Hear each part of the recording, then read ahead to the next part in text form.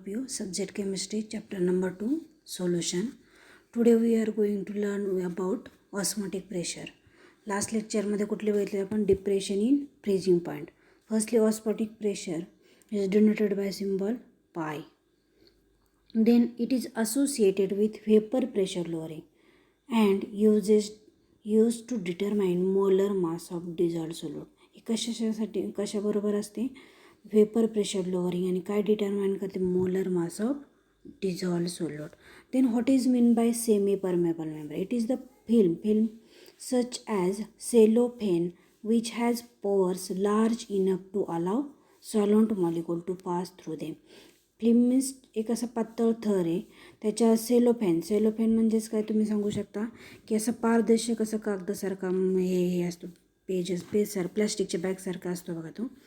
Which has काय असतात त्याला पोर्स म्हणजे छिद्र असतात. मग large enough to allow solvent molecule हे छोटीशी फ्लेम आहे आणि ते काय अलाव करतात only solvent molecule to pass through them त्याला काय म्हणता तुम्ही semi permeable membrane. For example cellulose acetate animal bladder these are example of semi permeable membrane. Then next point osmosis. Firstly what is mean by osmosis? Osmosis well known example dried raisin. मनुके जर तुम्ही पाण्यामध्ये ठेवले ते काय होतात? Swells होतात. का होतं? This is due to the osmosis. किंवा तुम्ही अजून वेगळं जर सांगायचं असेल तर raw pickles it is kept in concentrated salt solution then it is also shrink on remove water. Why? This is due to the osmosis. बघा डायग्रॅममध्ये काय दाखवलेलं आहे. Firstly left side diagram net flow of solvent from solvent आणि इकडे काय घेतलेले आपण सोल्युशन घेतलेलं. मग सोल्युंट पास थ्रू सोल्युशन पण मध्ये कुठलाही हे केलेलं आहे मेम्ब्रेन अटॅच केलेलं आहे सेमी परमेबल मेम्ब्रेन. नंतर सेकंड डायग्रॅममध्ये काय केलेलं आहे लोअर कॉन्सन्ट्रेशन सोल्युशन आहे आणि इकडे काय घेतलेलं आहे हायर कॉन्सन्ट्रेशन सोल्युशन. म्हणजे इथं हा जो फ्लो आहे तो सॉल्वंटचा कसा आहे lower concentration to higher concentration. Means definition is the net spontaneous flow of solvent molecule into solution or from more dilute solution to more concentrated solution through semi-permeable membrane is called osmosis. Spontaneous means it goes on its own direction. जे स्वतःच्या direction without external help.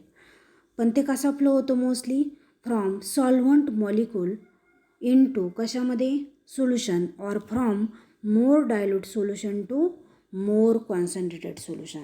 Dilute means less amount of solute, concentrated means more amount of solute. जर ते solution spontaneous डायरेक्शनने flow होईल आणि कुठं काय pass होते mostly solvent molecule into solution किंवा more dilute solution to more concentrated solution through कशामधून pass करतात semi permeable membrane is called osmotic pressure.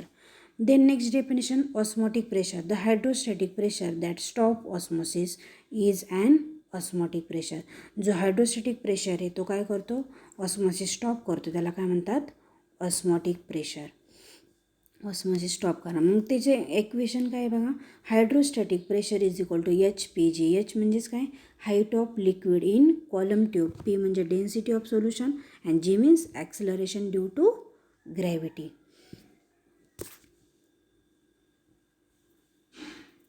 Then next point osmosis by using experiment setup. This experiment is Abinolate experiment. Firstly see diagram. Take fresh water in container, then immerse Thistle funnel. Thistle funnel is close by कशाने close केलं आहे खाली semi permeable membrane. This funnel contain with solution sugar solution and this difference rise liquid and this container difference this is apply hydrostatic pressure means Hg. H means height, G means acceleration due to gravity. Then first point the semi permeable membrane is fastened across mouth of Thistle tube. Thistle जर semi permeable membrane आहे फास्टल म्हणजे काय close केलेलं आहे. कशाला close केला आहे across thistle tube किंवा फनेलला आपण खालून काय केलेला आहे तो क्लोज केलेला आहे. नंतर काय सांगितलं the solution is interested place inside inverted thistle tube म्हणजे सोल्युशन जे काय जेवढं हे करेल इंटरेस्ट करेल म्हणजे आतमध्ये येण्याचे ते एंट्री करणारं सोल्युशन आहे ते. नंतर काय सांगितलं, the funnel is immerse in, कशामध्ये इमर्स केले, इमर्स मीन्स डीप करवणे किंवा बुडवणे, कशामध्ये, कंटेनर ऑफ प्युअर वॉटर, जे प्युअर वॉटर आहे त्याच्यामध्ये ते आपण डीप केलेलं आहे. नंतर काय सांगितलं, solvent passes through membrane cause liquid level rises, ज्यावेळेस तुम्ही वॉटर लेवल प्युअर वॉटर ज्यावेळेस ते सेमी परमेबल पास होईल त्यावेळेस लिक्विडची लेवल काय होते, राईज म्हणजे इन्क्रीज होते. And column create hydrostatic pressure, आणि तो जो काही कॉलम आहे तो काय क्रिएट करतो, hydrostatic pressure and pushes back through membrane, आणि पुन्हा तो बॅक पुश केला जातो into container at same rate enter into the solution. Equilibrium is establish, कशी एस्टॅब्लिश होते, rate of forward and reverse passage are equal, height of column tube is constant, hydrostatic pressure stop करून केला होता. Then next काय सांगितले, there are 3 types of solution. First कुठला solution, isotonic, आयसो means same or constant. मग definition काय, 2 or more solution having same osmotic pressure are said to be isotonic solution. जर 2 किंवा अधिक सोल्युशनचं सेम ऑस्मोटिक प्रेशर असेल तर त्याला काय म्हणतात, isotonic solution. For example 0.1 molar urea and 0.1 molar sucrose solution. These 2 solution concentration is measured in molar. 0.1 molar आणि 0.1 molar, these both are in which concentration, 0.1 molar means same concentration. Then osmotic pressure is also same. This solution is called isotonic solution. त्याच्यानंतर hypertonic solution.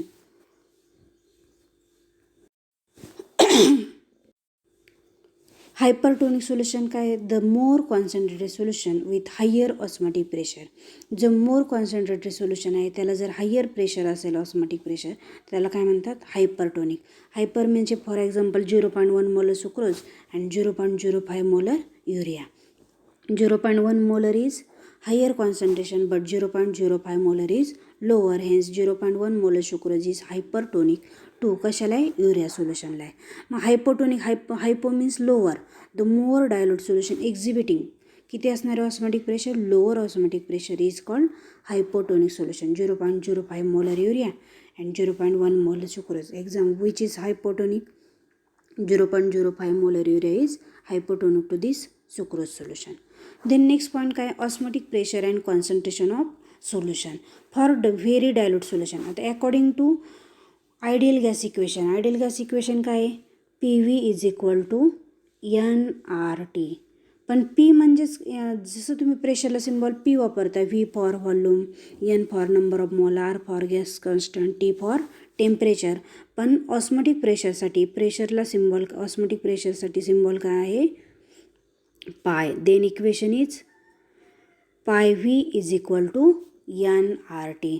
मग आपल्याला only osmotic pressure calculate कर, म्हणून काय होईल, pi is equal to, but only calculate number of mole of solute म्हणून N2, म्हणजेच काय होईल, pi is equal to N2 R T, V multiplied this side divide, hence pi is equal to N2 R T upon V. V means volume of solution in decimetre cube म्हणजेच लिटरमध्ये, containing किती टाकलेत mole, N2 mole of non volatile solute, R means gas constant, त्याची value किती आहे, decimetre cube atmosphere kelvin inverse mole inverse 0.082006 decimetre cube atmosphere किंवा litre atmosphere. Then pi म्हणजेच काय, ऑस्मोटिक प्रेशर, पण तो कशामध्ये मेजर करणार आहे, atmospheric pressure. But N2 upon V म्हणजेच काय, कॉन्सन्ट्रेशन इन मोलॅरिटी. मोलॅरिटीसाठी सिम्बॉल काय आहे, कॅपिटल एम, आणि मोलॅरिटीसाठी स्मॉल एम. मोलॅरिटी कशाशी रिलेटेड आहे, व्हॉल्यूमशी रिलेटेड आहे किंवा कॉन्सन्ट्रेशनशी रिलेटेड आहे, म्हणून तिथे कॅपिटल एम किंवा कॅपिटल सी वापरलं तरी चालतं. म्हणजेच काय इक्वेशन होईल, N2 अपॉन व्हीची व्हॅल्यू काय टाकणार आहे तुम्ही इथं, कॅपिटल एम, म्हणजेच काय होईल equation, pi is equal to M R T. Then solute concentration is express in कशामध्ये, molarity, while calculating osmotic pressure rather than molality. And this is van't Hoff equation किंवा van't Hoff general solution equation, pi is equal to M R T.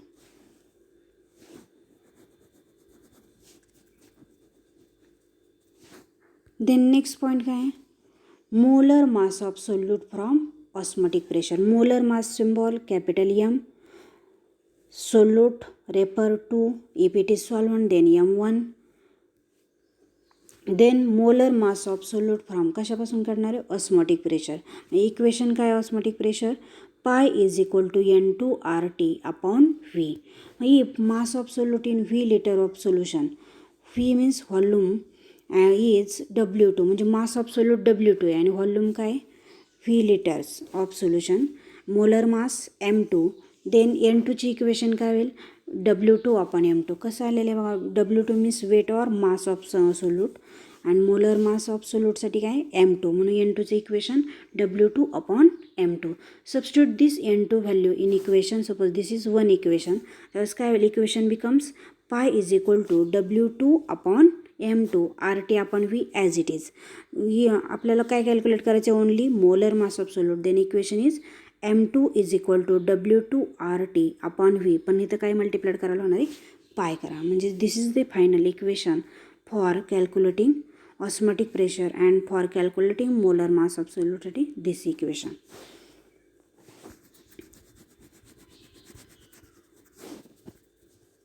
Then next point काय आहे reverse osmosis. Reverse osmosis means it is exactly opposite to the osmosis. Then definition काय सांगितलं the direction of osmosis can be reverse by applying pressure.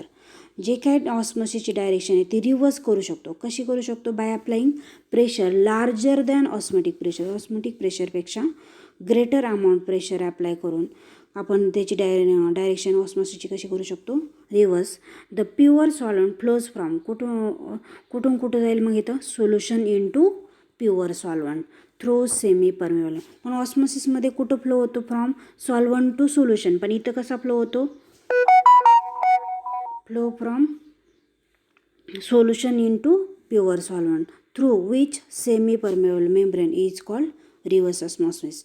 Example कुठले fresh water and salty water can be separated by which semi permeable membrane.